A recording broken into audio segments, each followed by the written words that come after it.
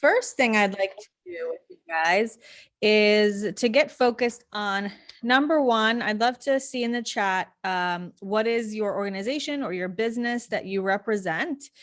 And once you've done that, I would love to know for you, what is your purpose for being here? What do you want out of this? What are you trying to attract more of? So I'll give you guys a couple minutes, everybody, to put it in the chat while I pull up my presentation.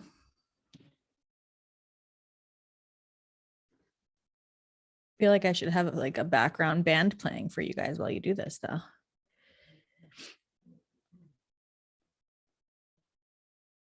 All right. I'm not seeing anything in the chat yet. So, okay. I see Shannon, Crisis Center North, nonprofit with a mission to empower victims of domestic violence. Welcome, Shannon. Annie, attract more engagement on the PNRC from the overall community and business owners. Tom Baker, NHCO, awesome. Very good. And let me just make this bigger for myself. Lauren, I'm with Sing Sing Sing Wexford. We just opened a new location in Wexford and recently joined Chamber North, just looking to get involved. Wonderful. I was hoping to make it to your location whenever you had your ribbon cutting. I have a son who's in acting classes and he's recently expressed wanting to do some singing. Tom, always trying to increase exposure, brand awareness, and general outreach. Beth Machine crushed it at Sing Sing Sing. Awesome. I love it. Was it like a karaoke day? Oh man. There's no such thing as FOMO in my world, but that might be one thing that's going to make me feel FOMO. Travel blogger Lori and Shannon is looking for more information on how to attract more donors and sponsors. Wonderful.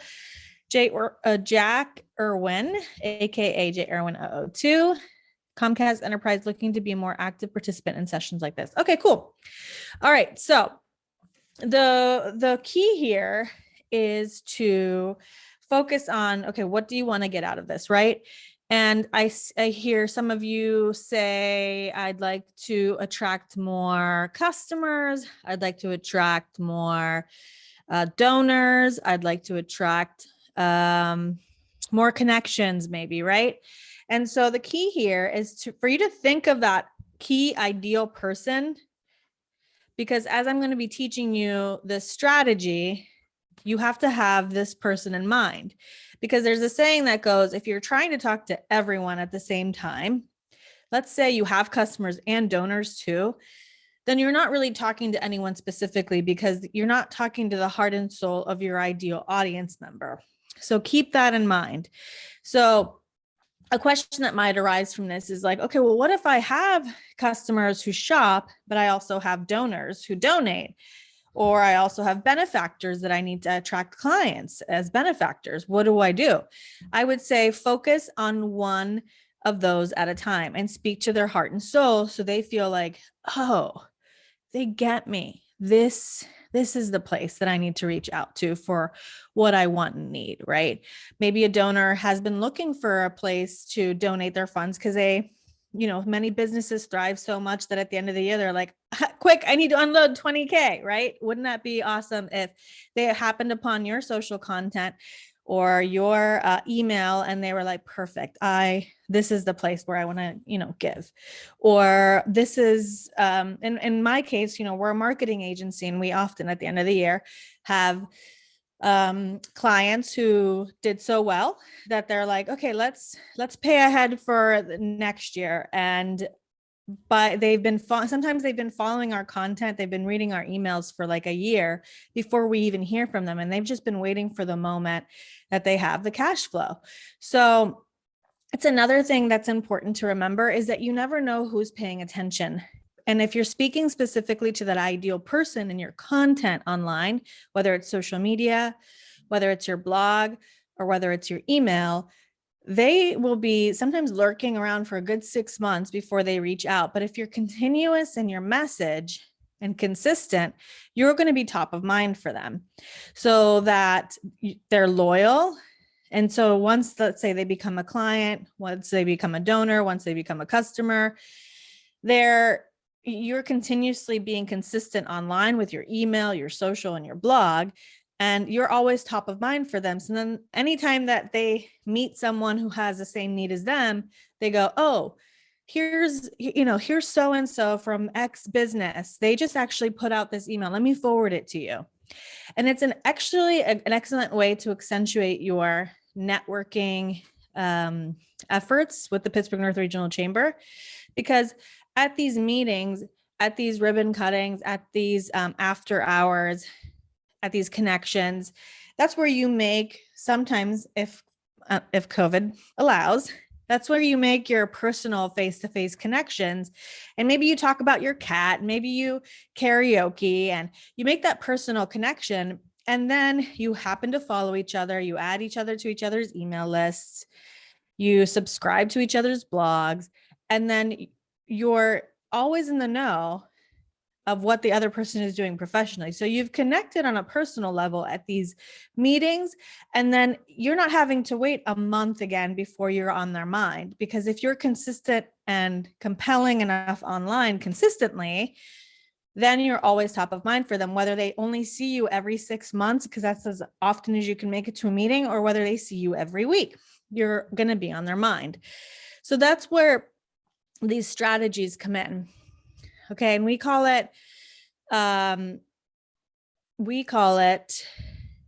the 3 stages of marketing. Okay. Because then you're like, okay, I get it, Marta. I need to speak to my specific audience. I need to be consistent and I need to be compelling, but how? What do I post about? And I would say that this is where I would tell you that there are 3 stages of marketing. There is the stage in which you are posting interesting, shareable things that your ideal client it's going to resonate with them. Maybe they're going to comment on it. Maybe they're going to share it on their own social media. Maybe they're going to forward it to a friend. Then there's a second stage of marketing where you're being a little bit more honest, blunt, not confrontational, but just unapologetically speaking your truth in your social and educating your audience, and perhaps myth busting about your industry or truth bombing about your industry, and obviously loving, respectful ways, but in a way that you're establishing authority, because you are showing to your ideal audience that you know what you're talking about, that you are the expert, you are the go-to for this particular need that you provide. So let's say you have a nonprofit, and let's say you have a food bank. Phase 2, an example of that would be you are telling them how many, they might think that homelessness and lack of food supplies might be something that is for other people, that doesn't happen in their neighborhood. But in reality, X amount of families right around the corner are struggling to put food on the table every month. And did you know that X amount of families actually skipped out on Thanksgiving dinner because they just didn't have the means to make it happen? That's where X community center stepped in and helped and provided this many, meals. And then there might be a call to action. Don't worry, you guys, I'm going to go over this again in more detail. There might be a call to action that's like a question or just a truth bomb. And this is just where, again, you're educating, but you're also educating in a way that you're busting myths so that they're like paying attention. Like yesterday, during one of the talk shows for which I'm a co-host, we talked about human trafficking, and we shared how it actually happens locally in ways that they might not be aware of. And that was truth telling about human trafficking and myth busting of what they might think is in a third world country somewhere when it's really occurring in their own neighborhoods, right? Which some of you might know from the organizations you're here to represent. And then there's phase 3. That's where you go for it. That's where you go for the jugular. That's where you talk about exactly what you have to sell exactly what you have to offer or exactly what you need, whether that's donations or volunteers. That's where you are going to speak to the heart and soul of your ideal audience member again, to their pain points, to their pleasures, to their desires, things they want to fulfill in their lives. And then you show them how what you have to offer or the call to action that you have for them, whether it's volunteer and donate, whether it's buy, whether it's follow, whether it's subscribe, whether it's to become your client. Here's how you do it. And here's the actual benefits. Here's how you are the answer to all their things that are missing in their lives, and exactly how they can reach out and why they should reach out now. So you might say, well, why wouldn't you always do phase 3? Well, because then people would become tone deaf and they would like unfollow you and unsubscribe you. And I will tell you, phase 3 is the phase in which you will connect the most with your ideal audience member, because you're getting so specific about what you need and how they can give it to you. But at the same time, that is when you are going to lose followers. That's when people are going to unsubscribe from your lists. And that's when people are going to engage less, because you're asking them, you're doing the big ask. And that's where I'm here to tell you that that's okay. That's perfectly fine. That's where you're decluttering your audience from people that just aren't going to help you out anyways. They're not going to become your customers. They're not going to become your clients. So it's okay that you're annoying them, because they're not going to take action anyways, right? And then you go, well, but then I'm going to like lose all my audience members. But that's why you have phase 1 and phase 2. Phase 1 are just short little messages, maybe inspirational quotes. And again, I'm going to go into more depth about this, where people are like, okay, I'm going to share this. I'm going to comment on this. I'm going to react to this. I'm going to forward this. And then phase 2, you're educating them. So they're like leaning in and they're intrigued in what you have to say. And so that's generally whenever you are building your audiences. And then when you're in phase 3, that's when you're asking for it. So likely that's when, again, don't be surprised. You're going to have less engagement. People are going to unsubscribe to your email list and people are going to unfollow you. But that's okay, because you're cleaning out your audience, which is actually good for your algorithms. Because say you, through phase 1 and phase 2, attracted 10 new followers. Well, if those 10 followers are engaged, that's excellent for your content, because then the platforms on social media say, okay, they're posting engaging content. Their audience is engaged. I'm going to show it to more people. And then they say they like aren't as engaged in phase 3 and they fall off. That's great, because then the people that are staying on are engaged, and that's going to be good for your for the algorithms. So hopefully that makes sense. I know I'm giving you a lot here. All right, so let's go into more depth. Again, we talked about the phases of marketing, the stages of marketing. And that phase 1 is audience activators. Things like questions, quotes, how-to content, comical observations, memes, quick little truth bombs. And this is to grab the attention of cold audience members to stop their scroll and start considering you as an existence in their lives. The content from the stage should be catered around your ideal client still, their thoughts and needs. And the purpose of this stage is to turn cold audience members into warm audience members. So maybe they just started following you because so-and-so recommended that they follow you. So now you're like trying to get their attention with just entertaining content. The call to action for these would be like either nothing or drop an emoji if you agree, or it could be a poll that you've posted, or it's a true or false, or agree or disagree, or a pop quiz, or again, no call to action whatsoever. This is just stuff that is interesting enough for people to pay attention and reshare it. Or it could be, well, actually the example how-to content should really be like a phase 2 thing. So here's an example. This is a truth bomb, but it's short and to the point. And so it qualifies as a phase 1. And so it was just something that we shared and it got a lot of engagement. And it was, to get shared, you don't necessarily need to get shared. You just need to be engaging. Want to know how? Drop an emoji. So that was like, it piqued the interest a little bit because this post was exemplifying what I just explained to you.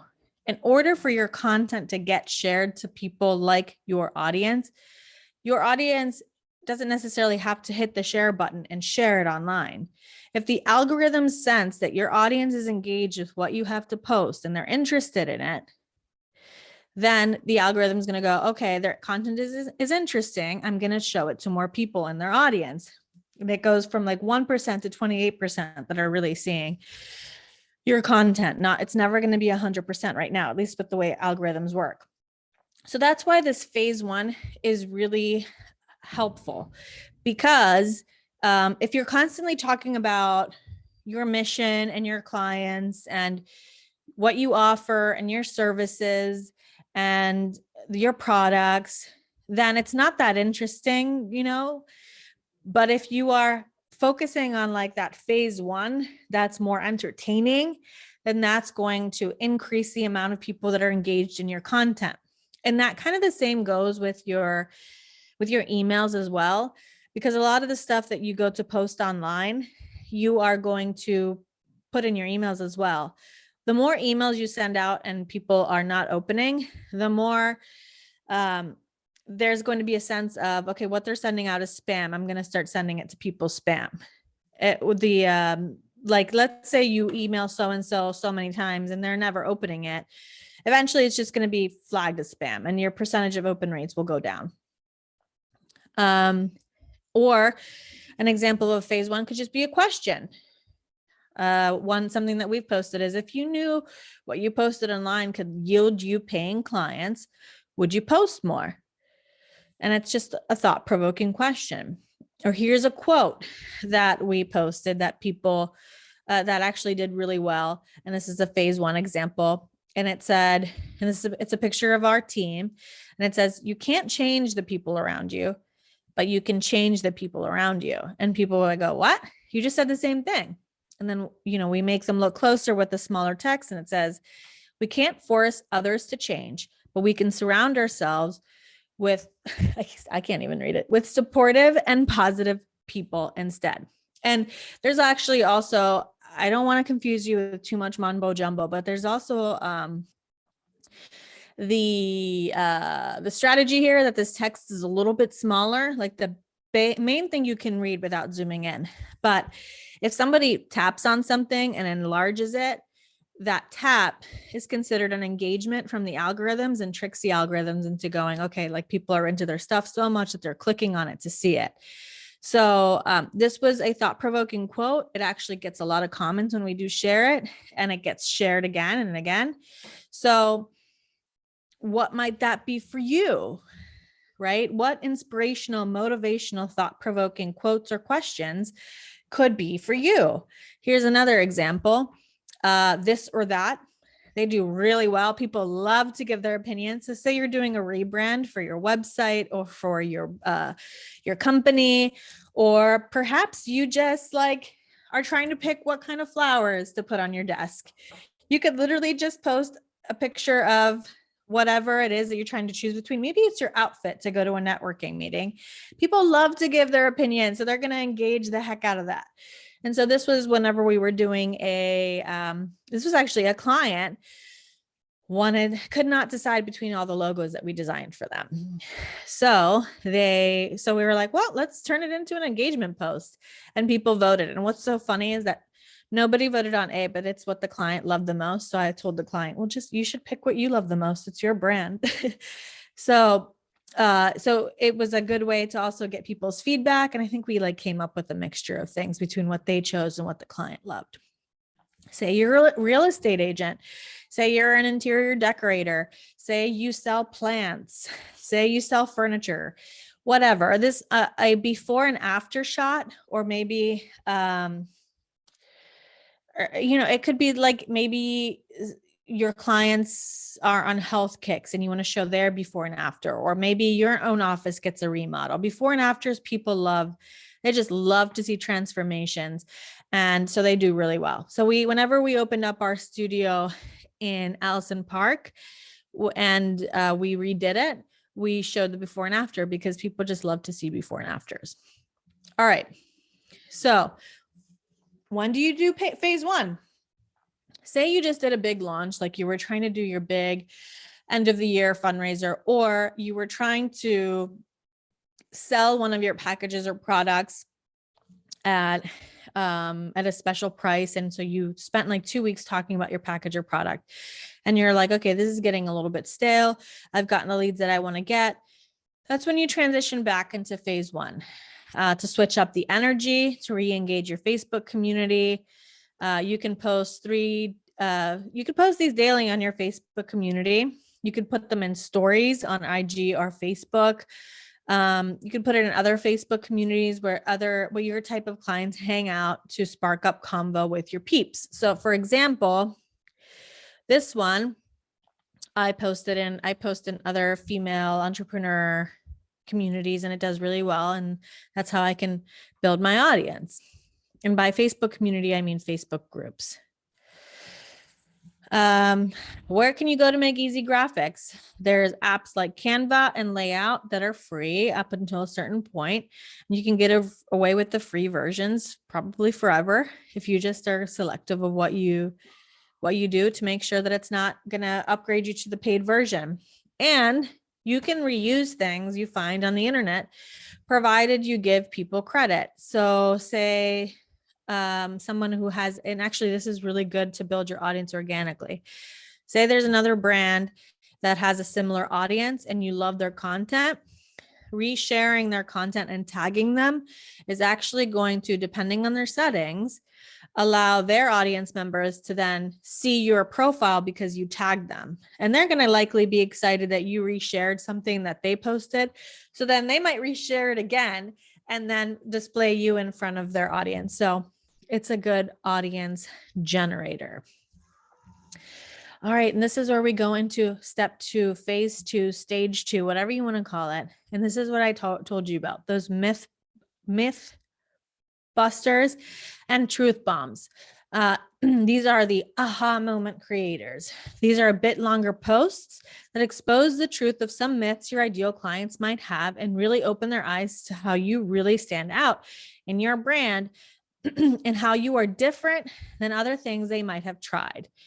A call to action should be for them to continue to get more info from you, either from joining your Facebook group or following your pages and accounts, joining your email list, or it could simply end in a compelling sentence or a question like, did this resonate with you? So we use phase 2 to educate our clients.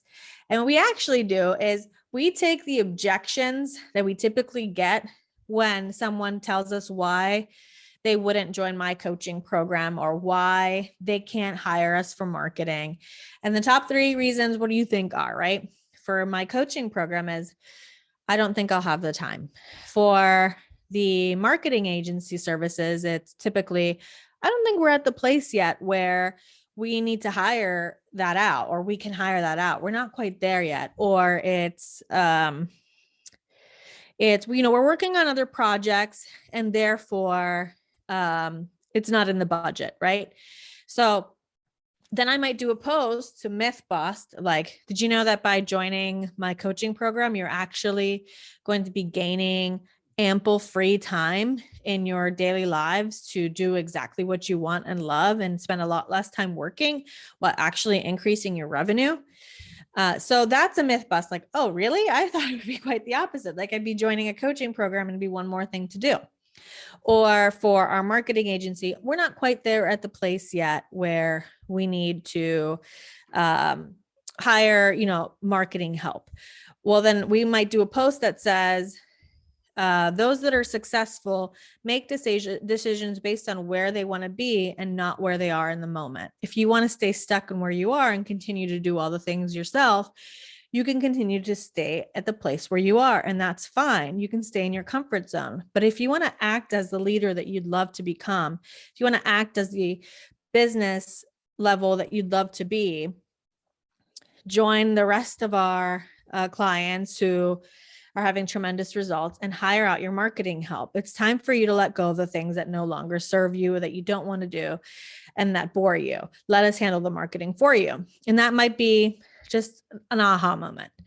Okay. Another one might be, it's not within, we're working on other projects. It's not within the budget. And then we've done a post that's like, well, you've got these new projects and you've got these new initiatives. How are people going to know about them? You're going to be so busy making these projects and initiatives happen that it's time for you to just hand off the marketing, the online marketing for it, to the people who are the experts, so that you can focus on serving your clients and you can focus on just hanging out more rather than stressing yourself out between managing these projects and marketing them too. So those are some examples of some phase 2 posts. And I've got some examples here, and actually I have your emails. So I'm going to be sending this presentation and some templates that I have here. This folder will go to you guys too. There's a template for phase 2 and there's a template for phase 3. Okay. Now we're going to phase 3, step 3, stage 3, whatever you want to call it. We're going deeper and making the connection. These posts are longer. They should include content to make a deep connection with your ideal client. You've warmed them up with step 1. You've educated them with step 2 and objection handled. And with step 3, now they need the golden nugget that invites them to take more action.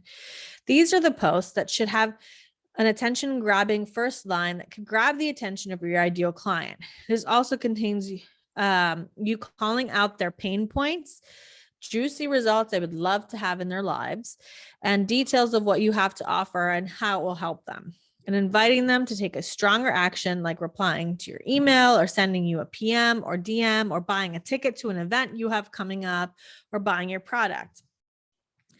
Here is the template for a phase 3. The hook. Get an attention grabbing hook that is all about your ideal client. This could be a question like, is this you? Or it could be like a clickbait that's like some crazy quote your ideal client said about how awesome you are. That's really compelling. It could be a really amazing result. Like, we've had clients that within one campaign attracted a $750,000 opportunity that turned into a client. We had a client that they actually went in the month of December. They went out of town for twice in 1 month on vacations, and with our content, they still were able to make $5,000 extra that they weren't making before into their bank accounts with our marketing content and the strategy that we came up with. And so that was our hook. Like, she took 2 exotic vacations and attracted $5,000 in revenue with our marketing help. And then it would transition into calling out their pain point. So the pain point might be, you feel like you're working nonstop, never taking a vacation, but you feel like you've plateaued on your revenue, and that you have to be the one to serve your clients all the time. And then maybe we might say the portion B would be greeting them as who they are. So maybe I might say, is this you, entrepreneur? Is this you, business owner? And then I would ask a question directly to them, which was B and C could be the same thing. And something shocking that your ideal client is going to lean into. So again, that first hook could be repeated again. And then the juicy results that they might be craving in addition to that, like make ample added revenue, or completely be hands off with your online marketing while you get to do the things you love instead. And then something that touches the biggest dream of their hearts, like maybe whatever they would want to accomplish. Okay. And I know this can be a little bit confusing. So that's why I'm going to be sending you this, and I'm going to be giving you this phase 3 PDF example, because phase 3 is a longer post and you might look at it and go, that's so long, I'm not going to read it. But those are the ones that your ideal audience member is really going to lean into, because it has all the details of like their pain points, their desires, what they're interested in, speaking to them directly, and then how you are there to provide the solution. Okay, so here we go. This is the hook. Okay, and then you're going to call out their pain points. We actually suggest calling out their pain points second and calling out their juicy results first, because what tends to happen when you call out their pain points first, and you're always calling out their pain points first, is you do tend to attract people that have some limiting beliefs and have some mindset blocks, and therefore they're less likely to take action. So if you focus on the positive first, then you're likely to attract more positive people who are going to take action with you. Okay. But these are interchangeable. You could decide and you could actually test it out, which would do better for you, because marketing is like testing.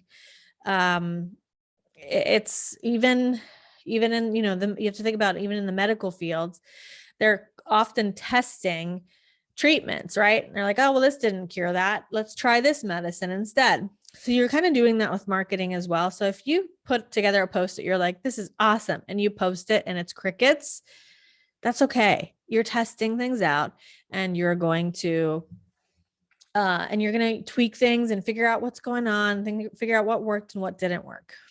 So their pain points could be related to something they've tried before to fix their problem or fulfill their need. It could be something specific in their daily lives, like lack of sleep, or feeling like their bills are out of control, or they're yelling at everyone around them, or stay away in this phase from general terms that don't quite hit home and are overused. Like some people go, okay, you're not happy, you're exhausted, you're overwhelmed, and you want to be fun. You're not having fun, and you lack excitement. That's great, but those are very general. So they're not really going to speak to the heart and soul of anyone. So let me give you an example. For pain points, we have a client who has a weight loss fitness center that is very psychologically focused. So instead of saying that their clients are exhausted, we might bring up examples of, you've called off way too many dinners with family because you just couldn't get out off the couch after work. Overwhelmed might be, there's so many diets out there that are just coming at you through clickbaits and magazine articles and tons of those health coaches online giving you the solution. You're overwhelmed by all the choices and you haven't had fun. Okay, well, you haven't had fun. What's specific on that? When was the last time that you got to go to an amusement park with a family member and actually got to ride all the rides without thinking about your weight? Because that was actually like a very real thing. Some of her clients were so overweight, they couldn't even go on amusement park rides. They couldn't even go to the pool with their family because they were ashamed of taking off their clothes, or they were, quite frankly, they couldn't even fit in the ride with their grandkids.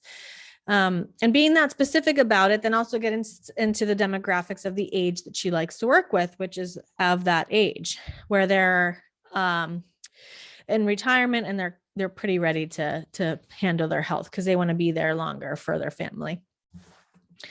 So those are some specific pain points. All right. And then we talked about specific juicy results they could or want to feel. At least 3 specific juicy results, your ideal client is craving. Could be something specific in their daily lives, like excited to get up again. They can completely take the thought of something off their minds, or stay away. And again, stay away in this phase from general terms that don't quite hit home and are overused. Like you're craving peace of mind. You want to be happy. You want to be joyful. You want to be relaxed. Well, what does that mean? So for example, for another one of our clients, they want to be relaxed. Okay. So she's a midwife. And so she attends home births. And the biggest thing is that, let's say really the biggest thing is that people worry about having a birth in their home. And would that be more or less relaxing? So we might pull out content that specifically describes what a home birth in their home would be like in relaxing terms. Like you get to sleep in your own bed right after giving birth. You get to be in the comfort of your home without, tons of things attached to you, let's say. And there's nothing wrong with having hospital births. I've had 5, but our client is our client, right? So we like to speak to the heart and soul of their ideal clients. And so that's what I would recommend for you as well. Get specific about what are the things that they desire, what are the things that they want to get away from, and stay away from general terms. Everybody uses the word overwhelmed, burned out. So get more specific about that. Make sure that your phase 3 post has this component as well.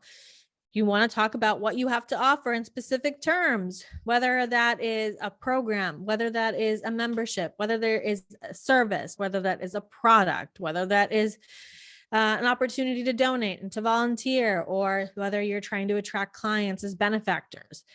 Tell them exactly how they can reach out to you one way and what that's going to look like and why they should reach out now. Maybe you have some sort of need that expires. Maybe you have some sort of special that expires. Maybe you're only taking on a limited amount of people.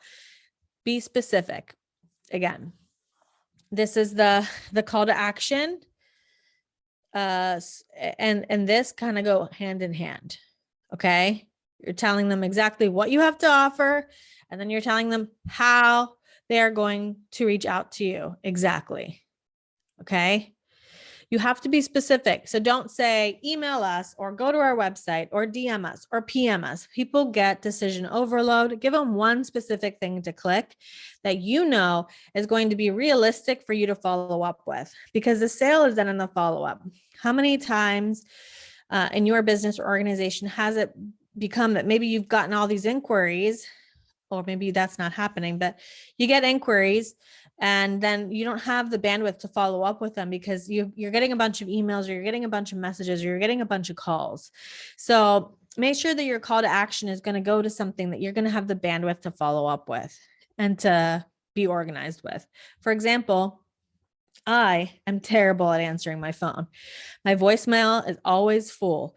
I don't pay attention to my phone. Most of the time I'm on my computer during my working hours, so I'm ignoring my phone. And we don't have a call center. There's no reason for it. So we lead all of our clients to PM us or DM us, because I still handle my own sales process. I still am the one who does the client intake because I like to connect with my clients. And therefore I have them PM me on Facebook or DM me on Instagram or reply to my emails. And I try to keep people on your platform. So say you are posting to Instagram, you might say DM me. But at the same time, if you know you're not going to check your Instagram DMs, or you know you're not going to check your Facebook PMs, tell people to email you, or tell people to fill out the contact form on your website. And if that's the case, don't send them to your homepage, because that's not where your contact page is likely. Send them to the specific landing page that's going to get them to take action. And by the way, add juicy terms like bonus and PS towards the call to action to get their attention. These do really well online, and they also do really well in email and anything. People see the word PS and bonus. For whatever reason, they pay attention more. Once they reach out, then you have a quick conversation over the medium they reached out, and then you can invite them to do whatever it is that you do in your sales process or intake process. And bonus, this content is great to email out, and switch the call to action to reply back to this email. For me though, sometimes whenever we send out emails, instead of reply back to this email, we put PM me and then link it to people to PM me instead. So I can have that conversation in Facebook PM. These phase 3 posts can actually double as blog post articles and future book content. If you'd like to write a book, I actually have my book behind me, and a bulk of it is, I would say like almost all of it is a compilation of, we took my blog posts, we took my emails, we took my social media content, we took some of my speaking engagement, and organized it all in a really applicable, easy to absorb 90-minute read, so that I didn't actually have to write a whole book again. I had enough stuff from this type of content that I could literally write a book. Pair each post with either a nice graphic or a nice compelling picture, so that gets their attention. So stock photos don't do as well with these kind of posts. People can see stock photos and their mind immediately goes to, that's an ad. People respond better to real photos of you and your team. People respond better to, if it's a graphic, I just suggest that your graphics, you keep those more for like the compelling quotes and the compelling questions, but I would have photos for this type of phase 3 content. And you can reuse these again and again and again and again. Once you've posted compellingly and consistently, you can get measurements from your email open rates, from your SEO, from your insights on social media of what performed well. And you might have a really busy month with a project, or you want to see, okay, well, let's take the most compelling content that's performed the best and let's reuse it. And then you've got a nice bank of content that you don't have to completely rewrite. So this is actually what we like to call my signature minimalist method. This is the method that either A, we use for our marketing clients, or B, this is what I teach in my marketing program. I'm sorry, in my coaching program for emerging female entrepreneurs, Made to Thrive. So it's all about how comfortable are you with writing your own content. Perhaps it's your zone of genius, perhaps it's not. And if it's not, I would say don't sweat it, ask for help. Any questions? So a good question, by the way, might be like, okay, that was a great presentation. I don't feel like any of it applies to me. That would be a great starting point, because I can actually tell you how it could. I could give you specific examples for your industry.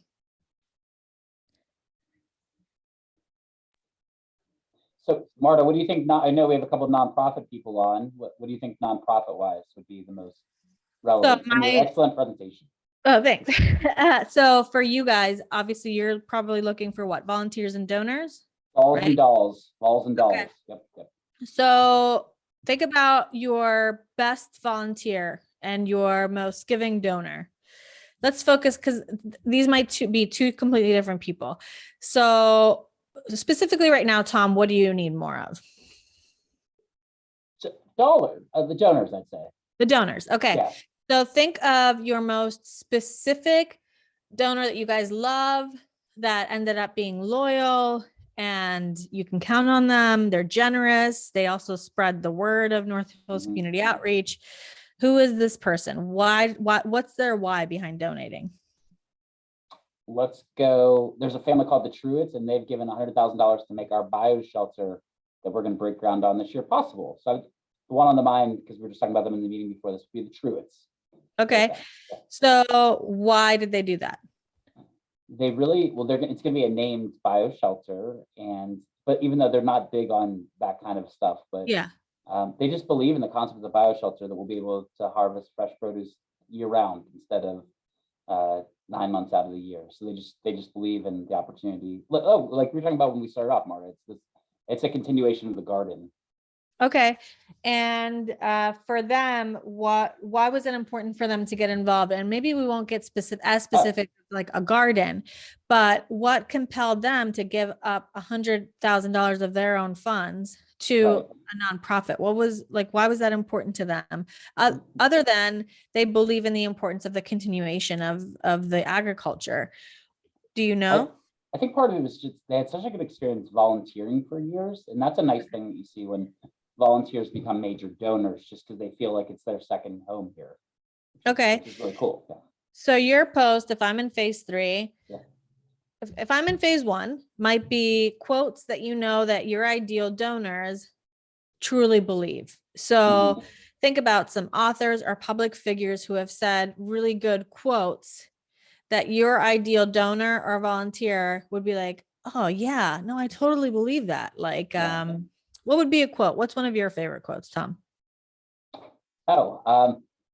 The reward for work well done is the opportunity to do more Dr. Jonas Salk, or the Clemente one. Any day that you're on this earth and you don't do something to help others, you're wasting your time on earth.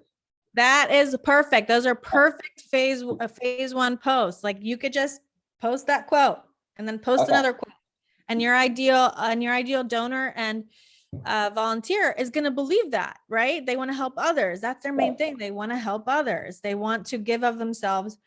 Perhaps your donors, they've gotten to the point where it's not about money for them. Like life, they've hit their goals. They've bought maybe multiple residents. They've made their lives happen, right? If they're donating $100,000, they don't need to make more money, or they don't need, but so they're ready to give. They've hit their goals. They don't have like a drive per se in that arena. So now it's about making the world a better place. And that's what you find about a lot of, the millionaires or billionaires out there, is that they've hit goals and now they want to help the earth. They want to be philanthropists. They start foundations, and also obviously for the tax purposes as well, right? So maybe a phase 3 post might be that. It might be like, you've reached your goals in life. You've done the things that you've aspired to do. And now for you, the excitement in life is about giving back. Just like you wouldn't name them on your social, but maybe you would, just like the amazing family that we love who recently donated X amounts for this project. They were volunteers for years and they found it so fulfilling. This was like their second home that they opted to give to us. And maybe that's you. Maybe you've, taken your dream vacations. Maybe you've reached the levels of, you have your dream home, your life is amazing, and now you're ready to give back. Well, why not give back to North Hills Community Outreach? Are you ready to do that? Are you ready to feel amazing doing it? Then reach out to, click on maybe you have like a page that's a landing for signing up to be a donor. I can see why you're good at this stuff. That was very well phrased. Yeah. Thank you. Yeah. Nice job. Thank you. It do roll right off the tongue at a certain point, which I'm here to promise you that, because the more you do this exercise, the more it just like starts to roll right off your tongue. I love getting messages from my clients who are like, I just wrote a phase 2. Then 2 seconds later, they're like, I just turned it into a phase 3. And I'm like, yeah. And then they're like, oh my gosh, I just got 5 new clients from this one post and they're saying yes. And it's like, yes, I love it. I believe in it. It works. Yes. Nice. Thank you. Sure. Does anybody else have any questions about like an example specifically for your industry?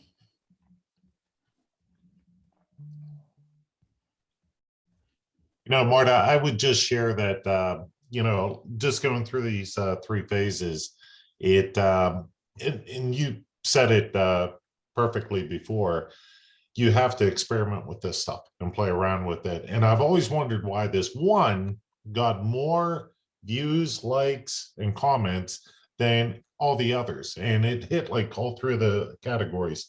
It was interesting. It was an actual photo. It involved praising or calling out someone for doing a great job. And I've always wondered why that one just stuck out from the others, because I've done similars, but they didn't have the photo. They were missing 1 or 2 of those elements. So no, very beneficial. Thank you. Sure. So now you know how to replicate that. We actually have a strategy for our clients, and the chamber does this too, where they get to nominate their clients for awards. Say they're a marketing agency, or say they're health coaches, and they get to nominate their clients for awards. So that particular strategy does so well because each day they're featuring a new client, and then they're driving all the traffic to their website to vote. Then they're collecting all these emails. And so they're building their SEO by driving traffic to their website. It does really well on social media because then the clients are tagged, and people love to love on people and congratulate them and be excited for them. And then it collects emails. So it grows their email list as well because people are going to vote. And so they're collecting emails, and obviously they have the disclaimer, like, you're going to get stuff from us, or yes or no. And I noticed that too in my own content. I'll post something about my program and nobody will react, but I'll get a private message about it that or in subsequent sales calls with people, they call back to that one post, but they didn't engage with it because maybe it was too deep. Maybe it talked too much about the pain points, but that tells me, well, it worked because people connected with it. They didn't engage with it, but they connected with it and they talked about it during our sales call.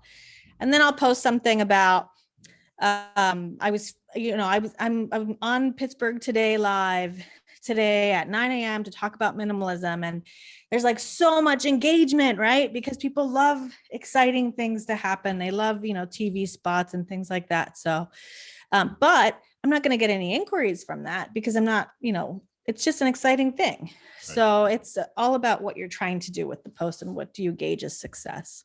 Hey, one question for clarification. You mentioned in phase 3, going for the jugular, this is where you talk about the products that you're positioning.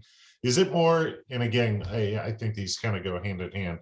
I think it would also be more important to talk about what solutions or what problems you solve for. Does kind of go hand in hand in phase 3 as far as what solutions you're proposing? Yeah. So what is your business? What are some of your clients' pain points? Just unreliable networks, slow networks, networks that, when they go down, the impact is it costs them money, it costs them clients, stuff of that sort. And specifically in my industry, it's more of a focus on fiber going to the client, more reliable transport as opposed to like cable. Okay. So you would perhaps name a scenario in your phase 3 post where that really went south for someone, let's say. And then you could say, has this ever happened to you? Or is this maybe your biggest fear of it happening to you? And you want to be proactive about it.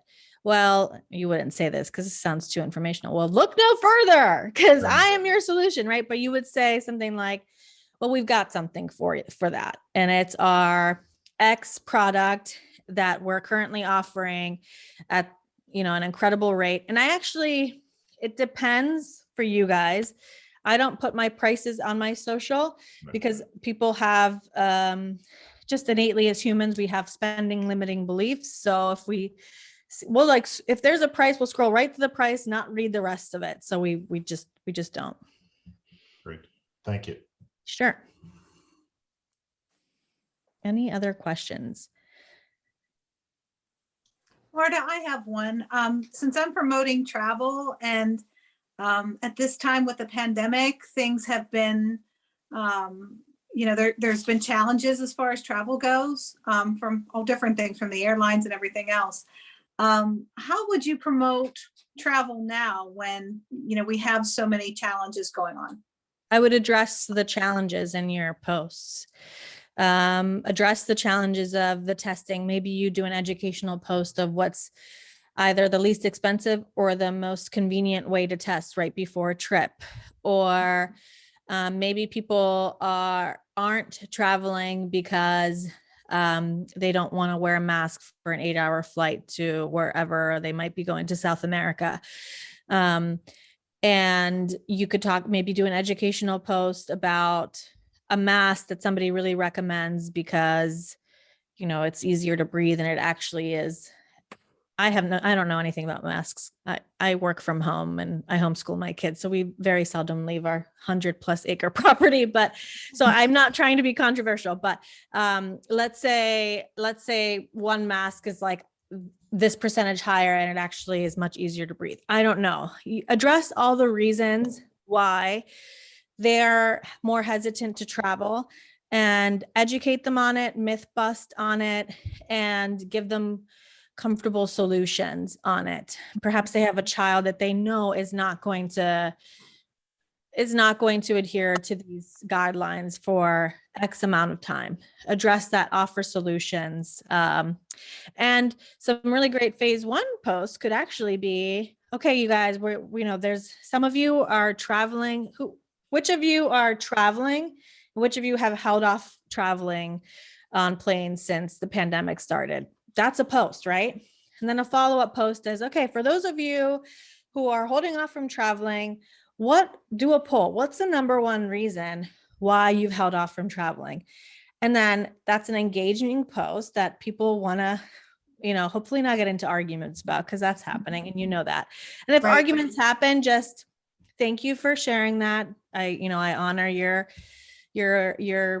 point. Thank you for sharing your truth. I never engage with people online, but I don't share that kind of stuff. And then you now have ideas for phase 2 posts, for educational posts, for myth busting, for truth bombing, to educate the people who are staying away from traveling for these reasons. And then maybe you're making them more inclined, more comfortable, like, oh, it's not as bad as I thought.